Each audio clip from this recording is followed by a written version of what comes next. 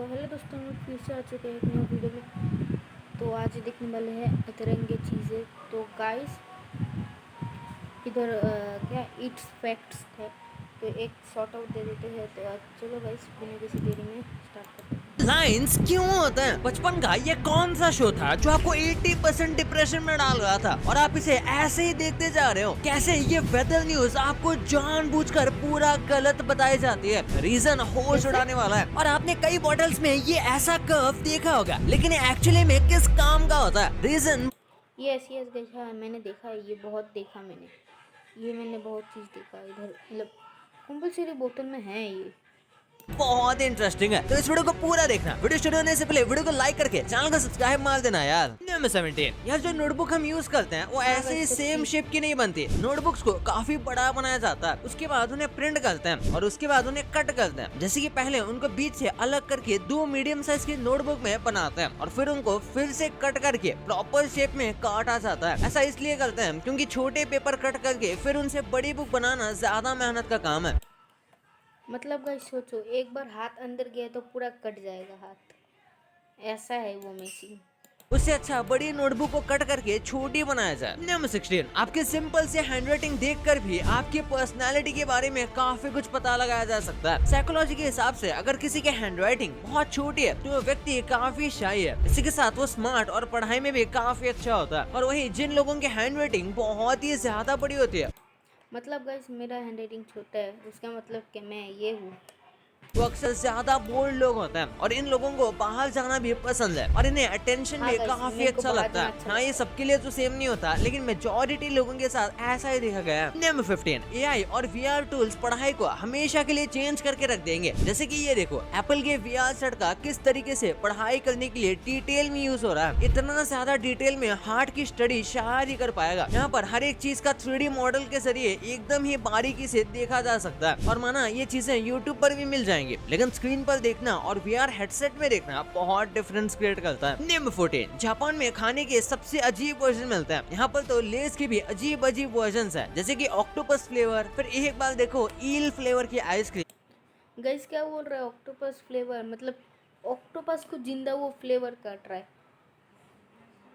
ईल तो चलो एक ऐसी मछली है जिसे कई लोग खाना अवॉइड करते हैं क्योंकि ये बहुत अजीब दिखती है, लेकिन जापान में इसे बड़े टेस्ट साथ खाया जाता है और ये वही मछली है जो इलेक्ट्रिसिटी भी पैदा करती है और लोगों को ये बहुत अच्छी लगती है और इसी वजह से इसकी फ्लेवर आइसक्रीम में आती है। चलो माना इस मछली का टेस्ट अच्छा होगा, लेकिन आइसक्रीम के साथ तो ये बहुत बेकार ही लगता होगा। नंबर 13, कई बार तो सर्वे के हिसाब से ये पता चलता है कि इंडियन टेलीविजन शोज जो है वो सबसे ज्यादा डिप्रेसिंग शोज में से एक है और इसी वजह से 80% से भी ज्यादा कॉलेज गोइंग स्टूडेंट्स टेलीविजन को देखते ही नहीं। और ये सेम बात फॉरेन बच्चों के लिए नहीं है। फॉरेन में कई ऐसे शोज आते हैं जो कि सारे एज ग्रुप के लोग बैठकर एंजॉय कर सकते हैं, लेकिन वही हमारे टेलीविजन डेली शोज काफी ज्यादा डम्ब और बिना प्रॉपर स्टोरी लाइन के होते हैं। नंबर 12, नेक्स्ट आने वाले अप्रैल 8 को आप बिल्कुल भी मिस नहीं कर सकते क्योंकि ऐसा मौका फिर आपको 375 इयर्स के बाद मिलेगा। दरअसल इस दिन सोलर एक्लिप्स होने वाला है और ये प्रॉपर सोलर एक्लिप्स होगा, जिसकी वजह से दिन में आपको थोड़े पल के लिए अंधेरा देखने को मिलेगा, टेम्परेचर डिक्रीज हो जाएगा और जो एनिमल्स हैं वो भी थोड़ा मूडी एक्ट करने लगेंगे। बेसिकली आपको ऐसा कुछ देखने मिलेगा जो आपने पहले कभी नहीं देखा होगा, तो इस चीज को गलती से भी मिस मत करना। हाँ, लेकिन इस टाइम के हिसाब से हो सकता है वर्ल्ड के कुछ पार्ट में ये उतना भी सही से ना दिखे। नंबर 11, वेदर फोरकास्ट वाले जब भी रेन होने के चांसेस बताते हैं तो उसे वो काफी ज्यादा एग्जैगरेट कर देते हैं, यानी कि बढ़ा चढ़ा कर बताते हैं और कई बार तो ये थोड़ा फेक भी बताते हैं इंक्रीज करके कि आज बारिश होने के चांसेस ज्यादा होंगे। और अगर ऐसा नहीं भी होता है फिर भी हमेशा एक्चुअल चांसेस ज्यादा ही बताया जाते हैं, क्योंकि अगर उन्होंने कम बताया और सच में बारिश हो गई तो लोग इस बात से काफी नाराज होंगे और ज्यादा बताने के बाद अगर बारिश नहीं होती तो लोग उल्टा खुश ही होंगे। नंबर 10, क्या आप वेम्पायर्स में बिलीव करते हो? वैसे मोस्टली लोग इसे बस माइथोलॉजी या फिर फिक्शन मानते हैं, लेकिन उसमें 5000 से भी ज्यादा ऐसे लोग हैं जो कि क्लेम करते हैं कि वो सच में वेम्पायर है, यानी कि उनका मानना है कि वो कम्प्लीटली वेम्पायर है। वो इस चीज को छुपा कर रखते हैं, पर फनी बात तो ये है कि इन्होंने खुद ही सबको बता दिया कि एक वेम्पायर है। और हाँ, इसमें कुछ ऐसे लोग हैं जिनको कुछ मेडिकल कंडीशन है जिसकी वजह से उनकी स्किन काफी ज्यादा लाइट दिखती है या फिर इनके शरीर में हेमोग्लोबिन की कमी होती है, तो इसी वजह से नहीं लगता है कि ये वेम्पायर है। नंबर 9, रेनबोज देखने में कितने ज्यादा अच्छे लगते हैं और आपको शायद ये बात नहीं पता होगी।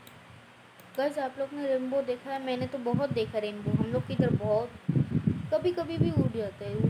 आप लोग ने देखा हो तो कमेंट में प्लीज बोल देना। कि अर्थ एक लौती ऐसी जगह है जहाँ पर आप रेनबोज देख सकते हो। हाँ, ये इतना ज्यादा प्रेशियस होता है, लेकिन उसके बाद भी हम इन्हें लाइटली लेते हैं। और कई सारी रिसर्च में पता चला है कि रेनबो को देखने से डोपामिन रिलीज होता है, जिससे हमें अच्छा लगता है। Never yet, हमारा दिल जो कि हमारे पूरे भारी भरकम शरीर को चला कर रखता है, उसका वेट कितना होता है? वो 1 पाउंड से भी ज्यादा कम है, यानी कि ऑलमोस्ट आधे केजी का हमारा दिल होता है। हमारा दिल बड़ा दिखने के बाद भी अंदर से एम्प्टी होता है, क्योंकि वहाँ पर एयर सॉकेट्स होते हैं और इसी वजह से वो बहुत सारा हल्का होता है। उसके बाद भी ये हमारे बड़े से शरीर को चढ़ा पाता है। नंबर 7, अमेरिका के एक आदमी ने अमेरिका के बैंक के ऊपर केस कर दिया था कि इन्होंने मेरे घर को इलीगली गिरवी रख लिया है, यानी कि इन्होंने ये सही नहीं किया। और कोर्ट में जाने के बाद पता चला कि ये आदमी बिल्कुल सही था और इसलिए फिर अमेरिका बैंक को इस आदमी को कंपेंसेशन देना पड़ रहा था। लेकिन अमेरिकन बैंक ने इस आदमी को फीस नहीं दी, जिसके बाद इस आदमी ने बैंक की प्रॉपर्टी को ही गिरवी रख लिया, यानी कि जहाँ पर बैंक बनना था वहाँ पर जाकर उसने कह दिया कि फीस नहीं दोगे तो ये बैंक की प्रॉपर्टी मेरी हो जाएगी। नंबर 6, कई लोग कहते हैं कि जब हम जोर से छींक मारते हैं तो हमारा दिल कुछ नैनो सेकंड्स के लिए रुक जाता है, पर ये बात बिल्कुल झूठ है। ऐसा नहीं होता। हमारा हार्ट कॉन्स्टेंटली पंप करता रहता है और इसके बीच थोड़ा सा ब्रेक तो लेता ही है, कॉन्ट्रैक्शन और रिलैक्सेशन के बीच में, जो कि नॉर्मल है, जो हमारे बॉडी के सारे मसल्स करते हैं। पर उसका मतलब ये नहीं कि ये चीज छींक मारने की वजह से हुई है। छींक मारने से आपका दिल बिल्कुल भी रुकता नहीं, ये बस एक मिथ है। नंबर 5, वैसे तो मॉरली मेल और फीमेल में कोई भी ज्यादा फर्क नहीं है, पर बायोलॉजिकली काफी ज्यादा फर्क देखने को मिलता है। अगर सिंपल से सिंपल चीजों को नोटिस करें तो, जैसे कि मेल्स जो हैं वो छोटी चीजें फीमेल के मुकाबले ज्यादा अच्छे से पढ़ पाते हैं, ये नेचुरल है। और यहाँ तक कि मेल के रिफ्लेक्सेस भी अच्छे होते हैं और वो डिटेल्स को ज्यादा अच्छे से देख पाते हैं, डिफरेंशिएट कर पाते हैं। और वही जो फीमेल है वो मेल्स के मुकाबले ज्यादा कलर देख पाते हैं, यानी कि फीमेल को कलर जितने ज्यादा डिफरेंट और ब्यूटीफुल दिखते हैं उतना मेल्स को हमेशा नहीं दिखते। नंबर 4, मध्य प्रदेश में रहने वाले एक आदमी को जेल हो गई थी और जेल में वो वोकेशनल जॉब मिलती है जिसमें आप कोई भी जॉब सीख सकते हो जो आप जेल के बाहर जाने के बाद कर सकते हो। तो उसमें इस आदमी ने प्रिंटिंग करना सीखा और उसके बाद जब इसे जेल से बाहर भेजा गया तो इसने फेक नोट्स प्रिंट करके घर पर ही अमीर बनने का प्लान किया और ये काम शुरू भी कर दिया था। और ऑब्वियसली कुछ ही देर बाद इसे पकड़ लिया गया और फिर इसे ही जेल हो गई, यानी कि तो गाइस सोचो, मतलब ये कौन सा जेल हो सकता है जो